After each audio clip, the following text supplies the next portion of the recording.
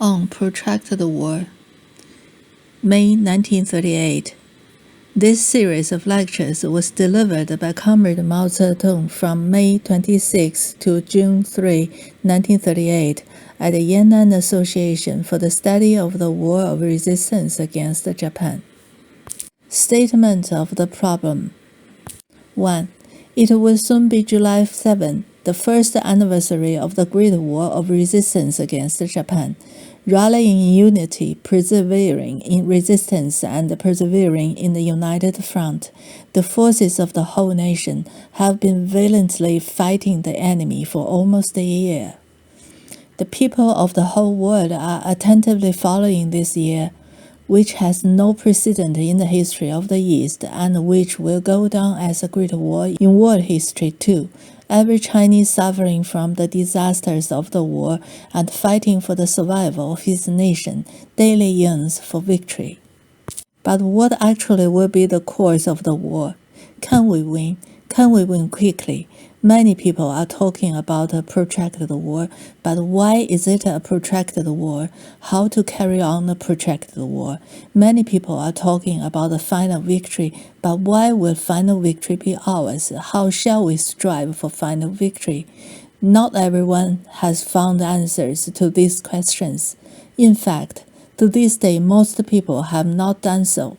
Therefore, the defeatist exponents of the theory of national subjugation have come forward to tell people that China will be subjugated, that final victory will not be China's. On the other hand, some impetuous friends have come forward to tell people that China will win very quickly, without having to exert any great effort. But are these views correct? We have said all along they are not. However, most people have not yet grasped what we have been saying.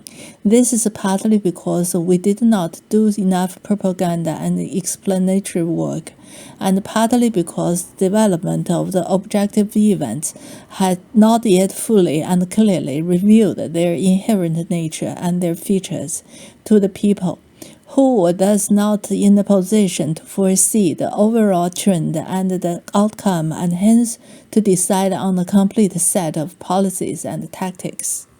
Now things are better. The experience of 10 months of war has been quite sufficient to explode the utterly baseless theory of national subjugation and to dissuade our impetuous friend from their theory of quick victory. In these circumstances, many people are asking for a comprehensive explanation, all the more so with regard to protracted war, not only because of the opposing theories of national subjugation and quick victory, but also because of the shallow understanding of its nature. Our 400 million people have been making a concerted effort since the Lugochao incident, and the final victory will belong to China. This formula has a wide currency. It is a correct formula, but needs to be given more content. Our perseverance in the war of resistance and in the united front has been possible because of many factors. Internally, they comprise all the political parties in the country, from Communist Party to the Kuomintang, all the people, from the workers and peasants to the bourgeoisie, and all the armed forces, from the regular forces to the guerrillas internationally. They range from the land of socialism to justice-loving people in all countries in the camp of the enemy. They range from those people in Japan who are against the war to those Japanese soldiers at the front who are against the war. In short, all these forces have contributed in varying degrees to our war of resistance. Every man with a conscience should salute them. We communists, together with all the other anti-Japanese political parties and the whole people, have no other course than to strive to unite all forces for the defeat of the diabolical Japanese aggressors. July 1 this year will be the 17th anniversary of the founding of the Communist Party of China. A serious study of protracted war is necessary in order to enable every communist to play a better and greater part in the war of resistance. Therefore, my lecture will be devoted to such a study. I shall try to speak on all the problems relevant to the protracted war, but I cannot possibly go into everything in one series of lectures. 2. All the experience of the 10 months of war proves the error both of the theory of China's inevitable subjugation and of the theory of China's quick victory. The former gives rise to the tendency to compromise, and the latter to the tendency to underestimate the enemy. Both approaches to the problem are subjective and one-sided, or in a word, unscientific. 3. Before the War of Resistance, there was a great deal of talk about national subjugation. Some said China is inferior in arms and is bound to lose in the war. Others said if China offers armed resistance, she is sure to become another Abyssinia. Since the beginning of the war, open talk of national subjugation has disappeared, but secret talk, and quite a lot of it too, still continues. For instance, from time to time, an atmosphere of compromise arises, and the advocates of compromise argue that continuance of the war spells subjugation. In a letter from Honan, a student has written, "In the countryside, everything seems difficult. Doing propaganda work on my own, I have to talk to people when and where I find them. The people I have talked to are by no means ignoramuses. They all have some understanding of what is going on and are very interested in what I have to say. But when I run into my own relative, they always say, 'China cannot win. She's doomed.' They make one sick. Fortunately, they do not go around spreading their views. Otherwise, things would really be bad. The peasants would naturally put more stock in what they say."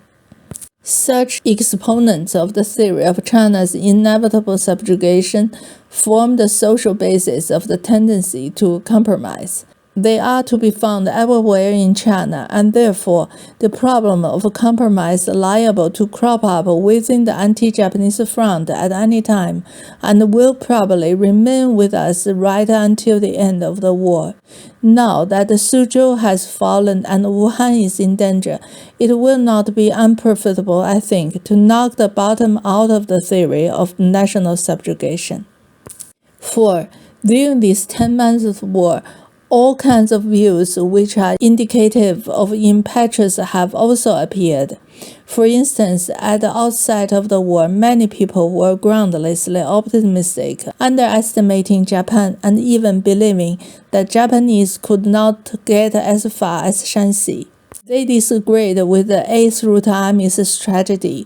Guerrilla warfare is basic but loses no chance for mobile warfare under favorable conditions, which they regarded as a mechanical approach.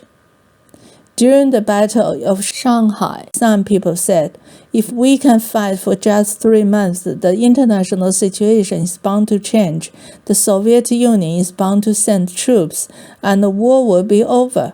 They pinned their hopes for future of the war of resistance chiefly on foreign aid.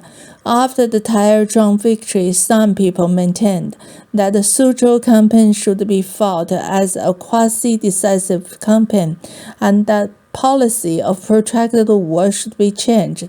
They said such things as, "This campaign marks the last desperate struggle of the enemy," or "If we win, the Japanese warlords will be demoralized and are only to wait their day of judgment." The victory at Pingxingquan turned some people's heads, and further victory at Taizhuang has turned more people's heads. Doubts have arisen as to whether the enemy will attack Wuhan. Many people think probably not, and many others definitely not.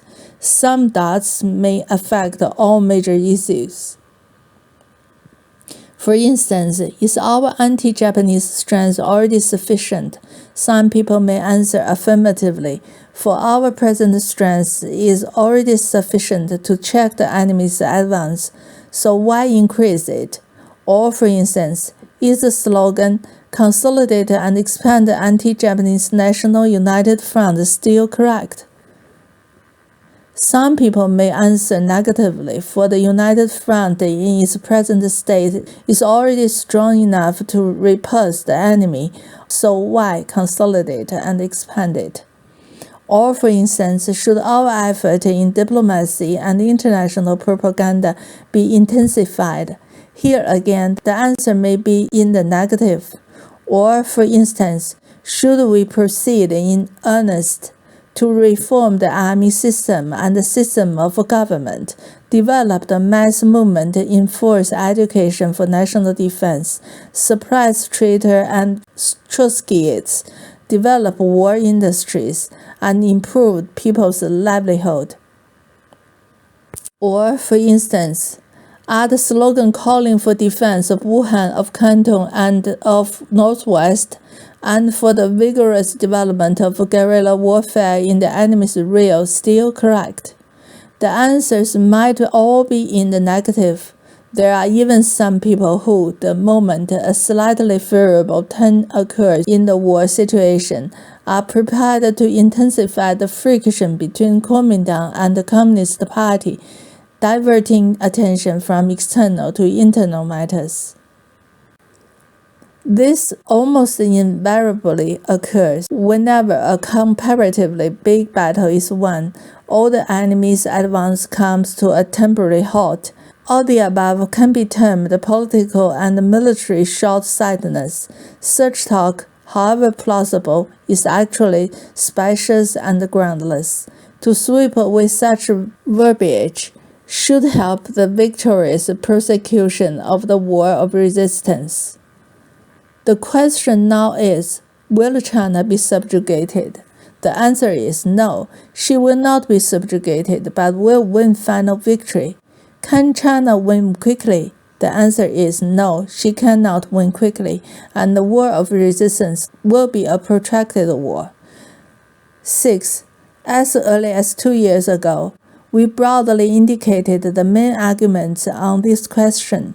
On July 16, 1938, 5 months before Xi'an incident and 12 months before the Lugochao incident, in an interview with the American correspondent Mr. Edgar Snow, I made a general estimate of the situation with regard to war between China and Japan and advanced various principles for winning victory. The following excerpts may serve as a reminder. Question: under what conditions do you think China can defeat and destroy the forces of Japan? Answer: 3 conditions are required. First, the establishment of an anti-Japanese united front in China. Second, the formation of an international anti-Japanese united front. Third, the rise of the revolutionary movement of the people in Japan and the Japanese colonies. From the standpoint of the Chinese people, the unity of the people of China is the most important of the 3 conditions. Question: how long do you think such a war would last? Answer: that depends on the strength of China's anti-Japanese united front and many other conditioning factors involving China and Japan. That is to say, apart from China's own strength, which is the main thing, international help to China and the help rendered by the revolution in Japan are also important.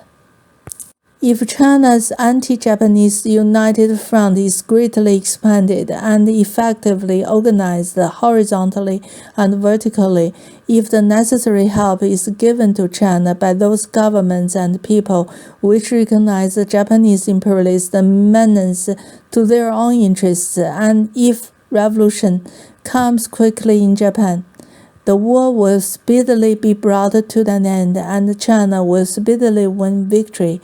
If these conditions are not realized quickly, the war will be prolonged.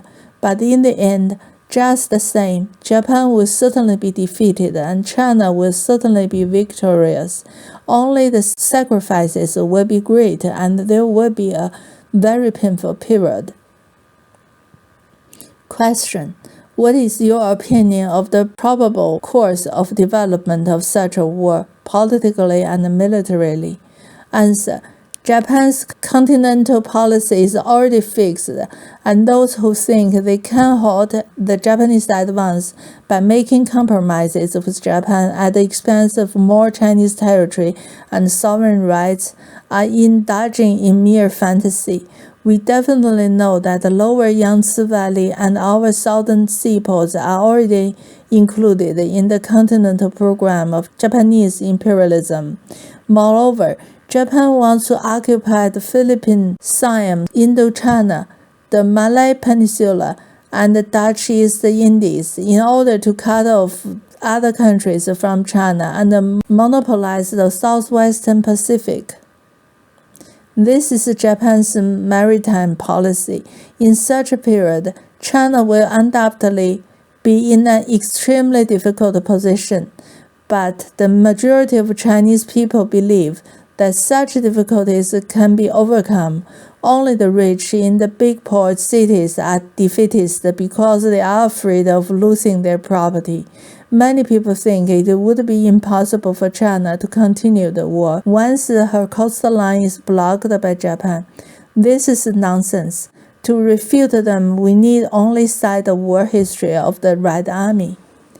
In the present war of resistance against Japan, China's position is more superior to that of the Red Army in the Civil War. China is a vast country, and even if Japan should succeed in occupying a section of China with as many as 100 to 200 million people, we will still be far from defeated.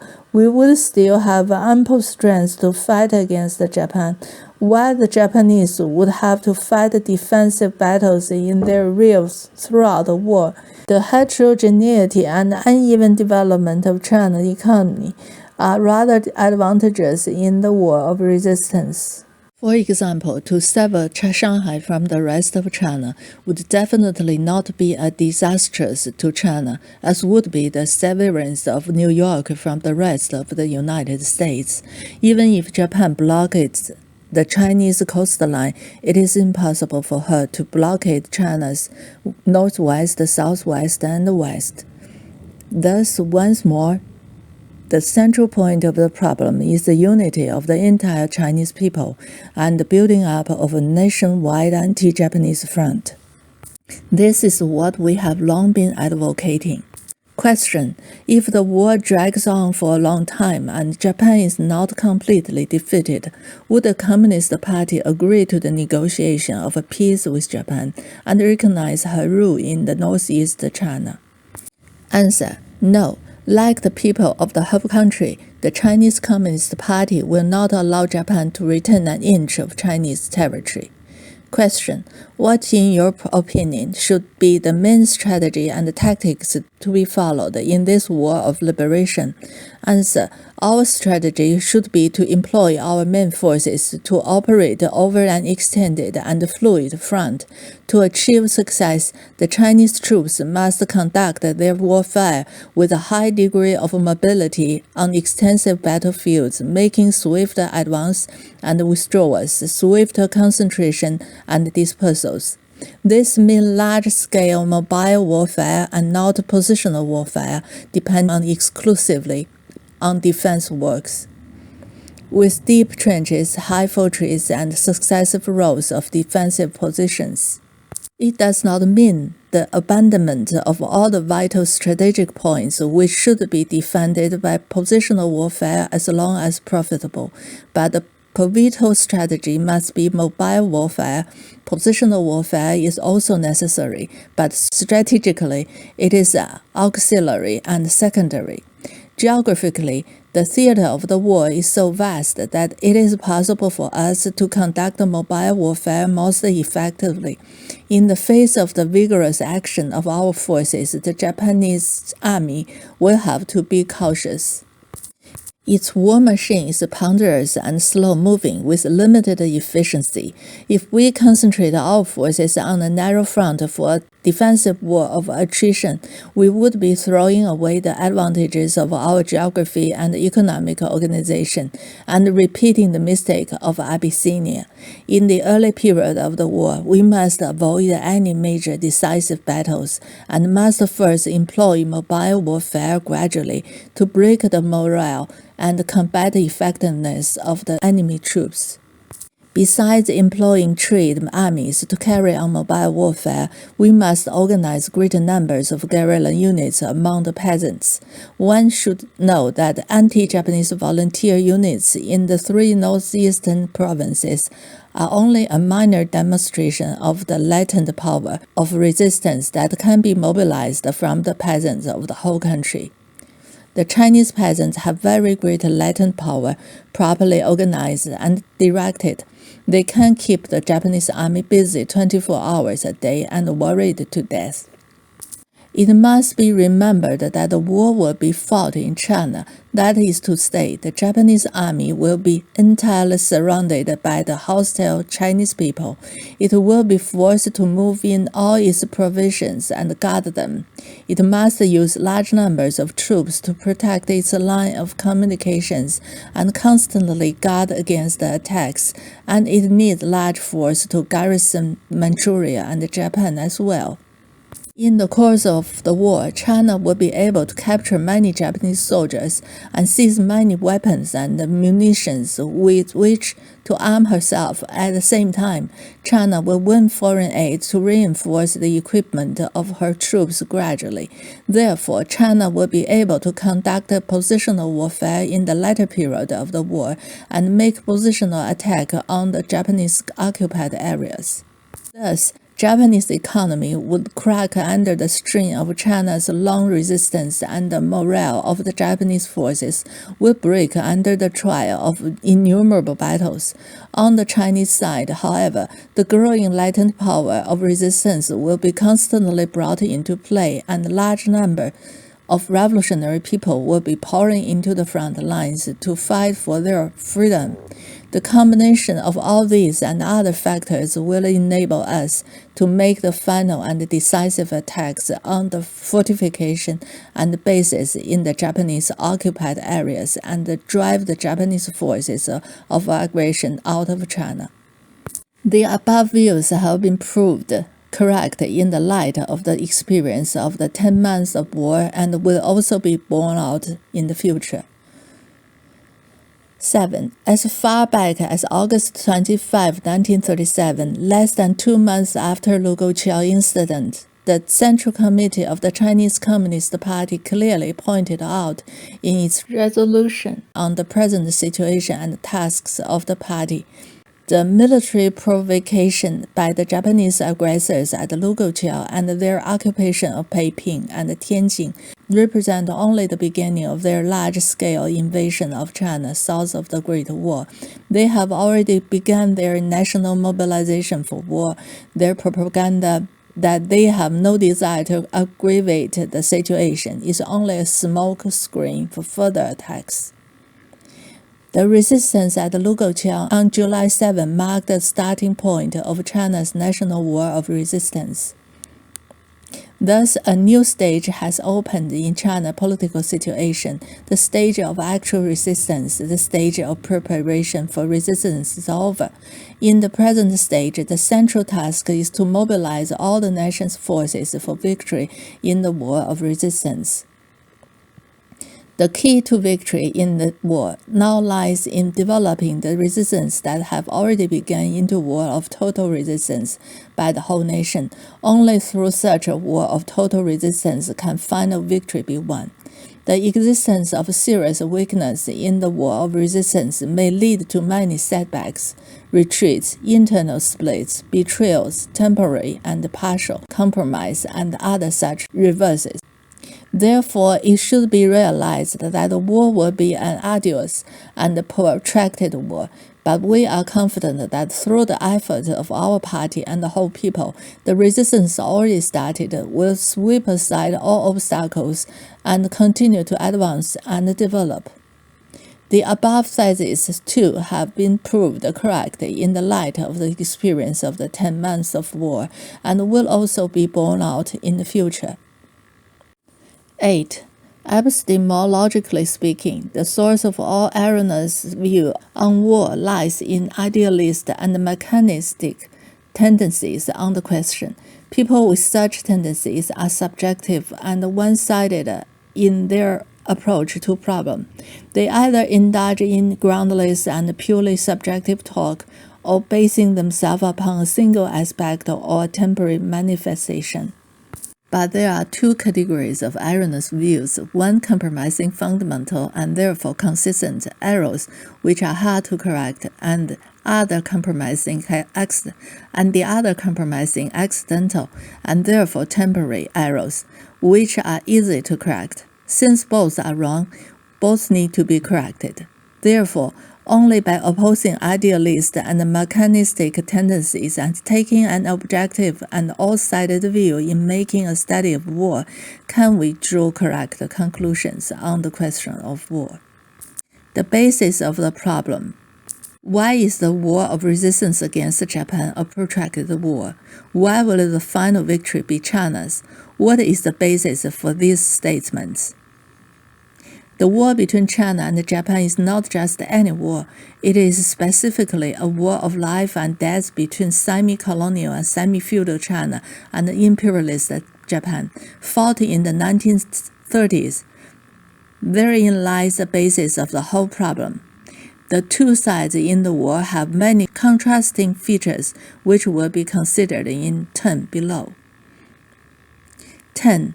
The Japanese side. First, Japan is a powerful imperialist country, which ranks first in the East in military, economic, and political organizational power, and is one of the 5 or 6 foremost imperialist countries of the world. These are the basic factors in Japan's war of aggression. The inevitability of the war and the impossibility of quick victory for China are due to Japan's imperialist system and her great military, economic, and political organizational power. Secondly, however, the imperialist character of Japan's socio-economic determines the imperialist character of her war, a war that is retrogressive and barbarous. In the 1930s, the internal and external contradiction of Japan's imperialism have driven her not only to embark on an adventurous war, unparalleled in scale, but also to approach her final collapse. In terms of social development, Japan is no longer a thriving country. The war will not lead to the prosperity sought by her ruling classes, but to the very reverse, the doom of Japanese imperialism. This is what we mean by the retrogressive nature of Japanese war. It is this reactionary quality, coupled with the military feudal character of Japanese imperialism, that gives rise to the peculiar barbarity of Japan's war, all of which will arouse to the utmost the class antagonisms within Japan, the antagonism between Japanese and the Chinese nation, the antagonism between Japan and most other countries of the world. The reactionary and barbarous character of Japan's war constitutes the primary reason for her inevitable defeat. Thirdly, Japan's war is conducted on the basis of her great military, economic, and political organizational power, but at the same time it rests on an inadequate natural endowment. Japan's military, economic, and political organizational power is great, but quantitatively inadequate. Japan is a comparatively small country, deficient in manpower and in military, financial, and material resources, and she cannot stand a long war. Japan's rulers are endeavoring to resolve this difficulty through war, but again, they will get the very reverse of what they desire. That is to say, the war they have launched to resolve this difficulty will eventually aggravate it and even exhaust Japan's original resources. Fourthly and lastly, while Japan can get international support from the fascist countries, the international opposition she is bound to encounter will be greater than her international support. This opposition will gradually grow and eventually not only cancel out the support, but even bear down upon Japan herself. Such is the law that unjust cause find meager support, and such is the consequence of the very nature of Japan's war. To sum up, Japan's advantage lies in her great capacity to wage war, and her disadvantages lie in the reactionary and barbarous nature of her war, in the inadequacy of her manpower and material resources, and in her meager international support. These are the characteristics on the Japanese side. 11. The Chinese side. First, we are a semi-colonial and semi-feudal country. The Opium War, the Taiping Revolution, the Reform Movement of 1898, the Revolution of 1911, and the Northern Expedition, the revolutionary or reform movement which aimed at extricating China from her semi-colonial and semi-feudal state, all met with serious setbacks, and China remains a semi-colonial and semi-feudal country. We are still a weak country and manifestly inferior to the enemy in military, economic, and political organizational power. Here again, one can find the basis for the inevitability of the war and the impossibility of a quick victory for China. Secondly, however, China's liberation movement, with its cumulative development over the last 100 years, is now different from that of any previous period. Although the domestic and foreign forces opposing it have caused it a serious setback, at the same time, they have tempered the Chinese people.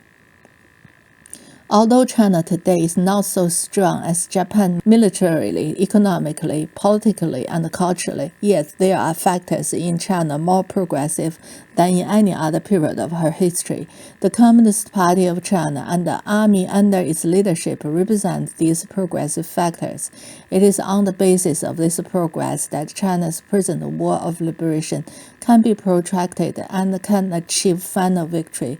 By contrast with Japanese imperialism, which is declining, China is a country rising like a morning sun. China's war is progressive, hence its just character.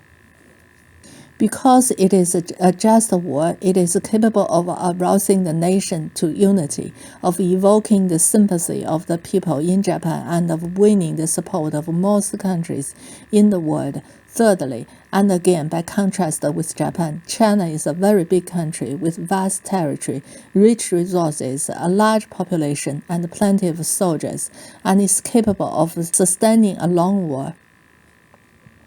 Fourthly and lastly, there is broad international support for China, stemming from the progressive and just character of her war, which is, again, exactly the reverse of meager support for Japan's unjust cause. To sum up, China's disadvantage lies in her military weakness, and her advantages lie in the progressive and just character of her war, her great size, and her abundant international support. These are China's characteristics. Thus, it can be seen that Japan has great military, economic, and political organizational power, but that her war is reactionary and barbarous. Her manpower and material resources are inadequate, and she is in an unfavorable position internationally. China, on the contrary, has less military, economic, and political organizational power, but she is in her era of progress. Her war is progressive and just. She is moreover a big country, a factor which enables her to sustain a protracted war, and she will be supported by most countries. The above are the basic, mutually contradictory characteristics of Sino-Japanese war. They have determined and are determining all the political policies and the military strategies and tactics of the two sides. They have determined and are determining the protracted character of the war and its outcome, namely, that the final victory will go to China and not to Japan. The war is a contest between these characteristics. They will change in the course of the war, each according to its own nature, and from this everything else will follow. These characteristics exist objectively and are not invented to deceive people. They constitute all the basic elements of the war and are not incomplete fragments. They permit all major and minor problems on both sides and all stages of the war, and they are not matters of no consequence. If anyone forgets these characteristics in studying the Sino-Japanese War, he will surely go wrong, and even though some of his ideas win credence for a time and may seem right, they will inevitably be proved wrong by the course of the war. On the basis of these characteristics, we shall now proceed to explain the problems to be dealt with. Refutation of the theory of national subjugation. 13. The theorist of national subjugation, who see nothing but the contrast between the enemy's strength and our weakness, used to say, resistance will mean subjugation, and now they are saying, the continuance of the war spells subjugation. We shall not be able to convince them merely by stating that Japan, though strong, is small, while China, though weak, is large. They can adduce historical instances such as the destruction of the Song dynasty by the Yuan and the destruction of the Ming dynasty by the Qing to prove that small but strong country can vanquish large but weak one, and moreover that a backward country can vanquish an advanced one. If we say these events occurred long ago and do not prove the point, they can cite the British subjugation of India to prove that a small but strong capitalist country can vanquish a large but weak and backward country. Therefore, we have to produce other grounds before we can silence and convince all the subjugationists and supply everyone engaged in propaganda with adequate argument to persuade those who are still confused or irresolute, and so strengthen their faith in the war of resistance. 14. What then are the grounds we should advance? The characteristics of the epoch. These characteristics are concretely reflected in Japan's retrogression and positive support, and in China's progress and abundance of support. 15. Our war is not just any war. It is specifically a war between China and Japan fought in the 1930s. Our enemy, Japan, is first of all a moribund imperialist power. She is already in her era of decline and is not only different from Britain at the time of the subjugation of India, when British capitalism was still in the era of its ascendancy, but also different from what she herself was at the time of World War I 20 years ago. The present war was launched on the eve of the general collapse of world imperialism and, above all, of the fascist countries. That is the very reason the enemy has launched this adventurous war, which is in the nature of a last desperate struggle. Therefore, it is an inescapable certainty that it will not be China but the ruling circles of Japanese imperialism which will be destroyed as a result of the war. Moreover, Japan has undertaken this war at a time when many countries have been or are about to be embroiled in war. When we are all fighting or preparing to fight against the barbarous aggression, and China's fortunes are linked with those of most of the countries and peoples of the world. This is the root cause of the opposition Japan has aroused and will increasingly arouse among those countries and peoples. What about China? The China of today cannot be compared with the China of any other historical period. She is a semi-colony, a semi-feudal society, and she is consequently considered a weak country. But at the same time, China is historically in her era of progress. This is the primary reason for her ability to defeat Japan. When we say that the war of resistance against Japan is progressive, we do not mean progressive in the ordinary or general sense, nor do we mean progressive in the sense that Albanese war against Italy, or the Taiping Revolution or the Revolution of 1911 were progressive. We mean progressive in the sense that China is progressive today. In what way is the China of today progressive? She is progressive because she is no longer a completely feudal country, and because we already have some capitalism in China. We have a bourgeoisie and a proletariat. We have vast numbers of people who have awakened or are awakening. We have a Communist Party. We have a politically progressive army, the Chinese Red Army, led by the Communist Party. And we have the tradition and the experience of many decades of revolution, and especially the experience of 17 years since the founding of Chinese Communist Party. This experience has schooled the people and the political parties of China and forms the very basis of the present unity against Japan. If it is said that without the experience of 1905, the victory of 1917 would have been impossible in Russia, then we can also say that without the experience of the last 17 years, it would be impossible to win a war of resistance. Such is the internal situation. In the existing international situation, China is not isolated in the war, and this fact, too, is without precedent in history. In the past, China's wars and India's too were wars fought in isolation. It is only today that we meet with worldwide popular movement, extraordinary in breadth and depth, which have arisen or are arising and which are supporting China. The Russian Revolution of 1917 also received international support, thus Russian workers and peasants won. But that support was not so broad in scale and deep in nature as ours today. The popular movement in the world today are developing on a scale and with a depth that are unprecedented. The existence of Soviet Union is a particularly vital factor in present-day international politics, and the Soviet Union will certainly support China with the greatest enthusiasm. There was nothing like this 20 years ago. All these factors have created and are creating important conditions indispensable to China's final victory. Large-scale direct assistance is as yet lacking and will come only in the future. But China is progressive and is a big country, and these are the factors enabling her to protract the war and to promote as well as await international help.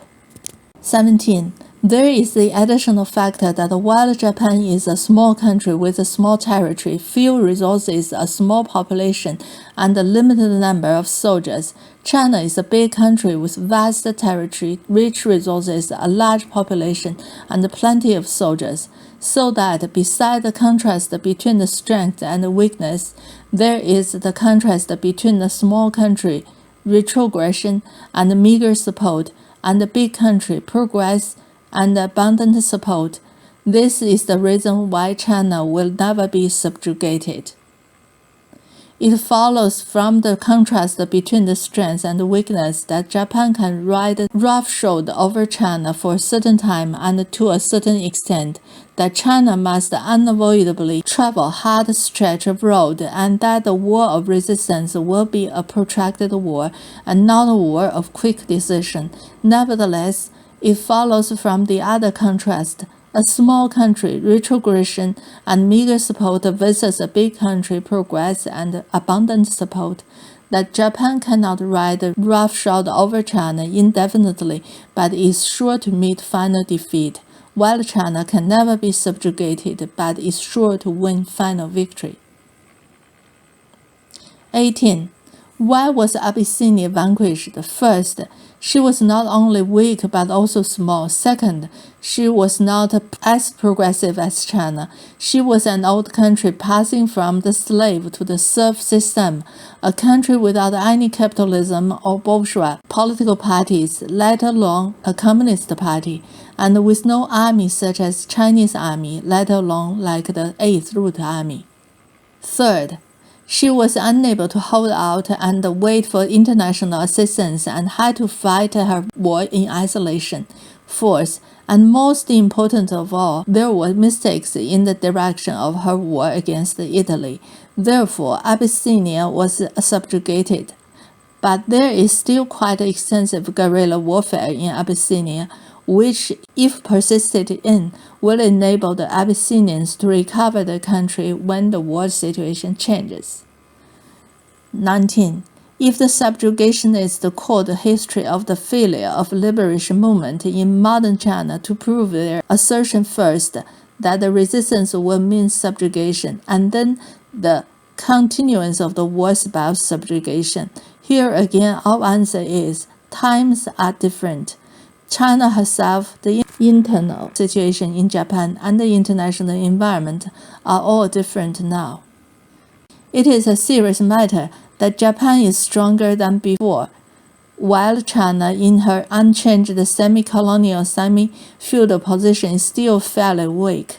It is also a fact that for the time being, Japan can still control her people at home and exploit international contradiction in order to invade China. But during a long war, these things are bound to change in the opposite direction. Such changes are not yet accomplished facts, but they will come so in future. The subjugationists dismissed this point. As for China, we already have new people, a new political party, a new army, and a new policy of resistance to Japan, a situation very different from that of a decade ago. And what is more, all this will inevitably make further progress. This is true that historically, the liberation movement met with repeated setbacks with the result that China could not accumulate greater strength for the present war of resistance. This is a very painful historical lesson, and never again should we destroy any of our revolutionary forces. Yet, even on the present basis, by exerting great effort, we can certainly forge ahead gradually and increase the strength of our resistance. All such effort should converge on the greater anti-Japanese National United Front.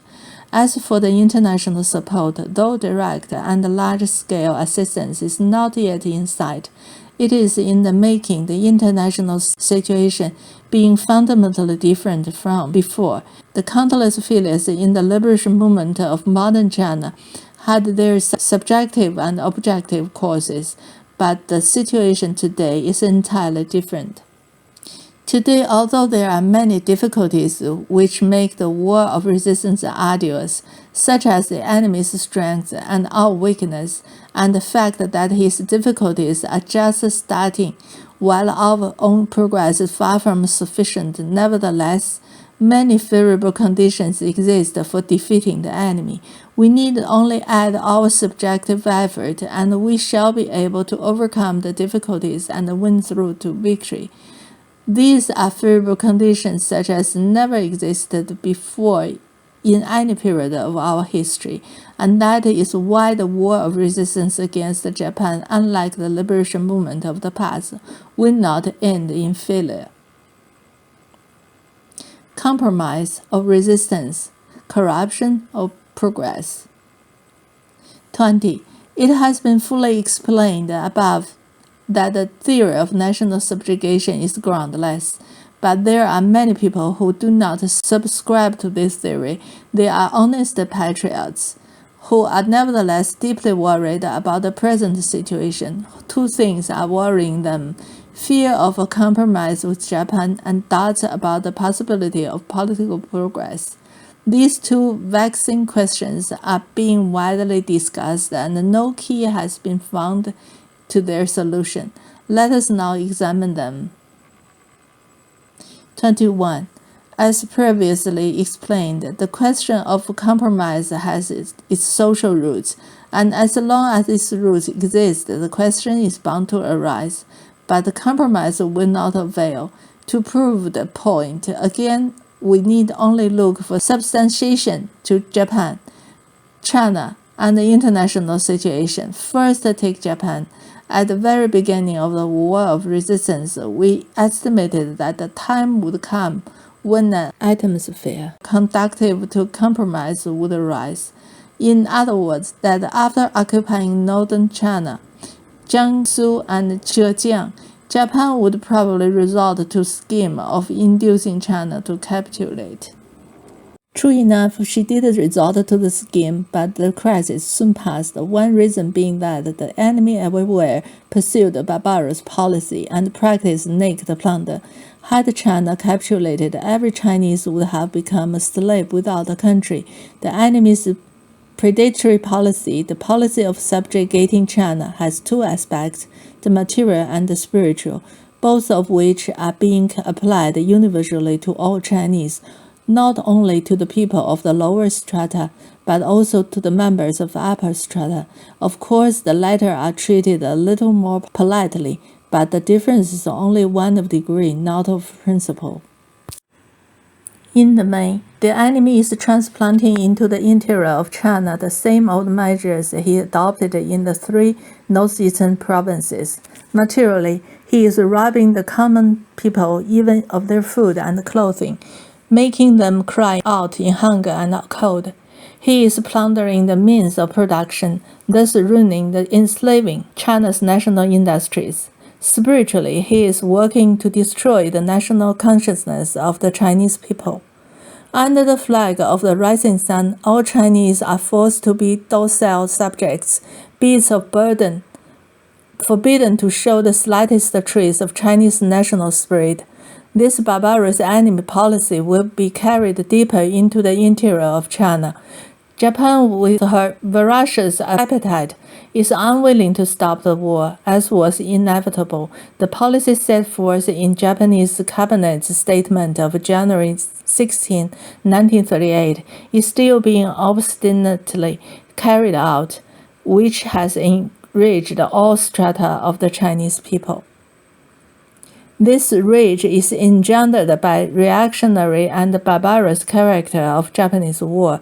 There is no escape from fate, and hence an absolute hostility has crystallized. It is to be expected that on some future occasion, the enemy will once again resort to the scheme of inducing China to capitulate, and that certain subjugationists will again crawl out and most probably collude with certain foreign elements to be found in Britain, the United States, and France, and especially among the upper strata in Britain, as partners in crime. But the general trend of events will not permit capitulation. The obstinate and peculiarly barbarous character of Japanese war has decided this aspect of the question. 22. Second, let us take China. There are three factors contributing to Chinese perseverance in the war of resistance.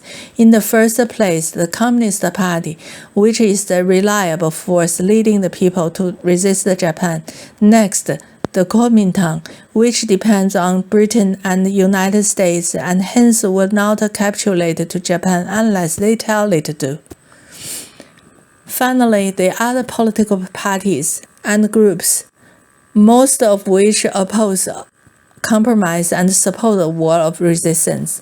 With unity among these three, whoever compromises will be standing with the traitors, and anybody will have the right to punish him. All those unwilling to be traitors have no choice but to unite and carry on the war of resistance to the end. Therefore, compromise can hardly succeed. 23. Third, take the international aspect. Except for Japan's allies and certain elements in the upper strata of other capitalist countries, the whole world is in favor of resistance and not of compromise by China. This factor reinforces China's hopes. Today, the people throughout the country cherish the hope that international forces will gradually give China increasing help. It is not a vain hope. The existence of Soviet Union in particular encourages China in her war of resistance. The Socialist Soviet Union, now strong as never before, has always shared Chinese joys and sorrows. In direct contrast to all the members of the upper strata in the capitalist countries who seek nothing but profit, the Soviet Union considered it its duty to help all weak nations and all revolutionary wars. That China is not fighting her war in isolation has its basis not only in international support in general, but in Soviet support in particular. China and the Soviet Union are in close geographical proximity, which aggravates Japan's crisis and facilitates China's war of resistance. Geographical proximity to Japan increases the difficulties of China's resistance. Proximity to the Soviet Union, on the other hand, is a favorable condition for the war of resistance. 24. Hence, we may conclude that the danger of compromise exists but can be overcome, even if the enemy can modify its policy to some extent. He cannot alter it fundamentally. In China, the social roots of compromise are present, but the opponents of compromise are in the majority. Internationally also, some forces favor compromise, but the main forces favor resistance. The combination of these three factors makes it possible to overcome the danger of compromise and persist to the end in the war of resistance. 25. Let us now answer the second question. Political progress at home and perseverance in the war of resistance are inseparable. The greater the political progress, the more we can persevere in the war, and the more we persevere in the war, the greater the political progress. But fundamentally, everything depends on our perseverance in the war of resistance. The unhealthy phenomena in various herds under the Kuomintang regime are very serious, and the accumulation of these undesirable factors over the years has caused great anxiety and vexation among the broad ranks of our patriots.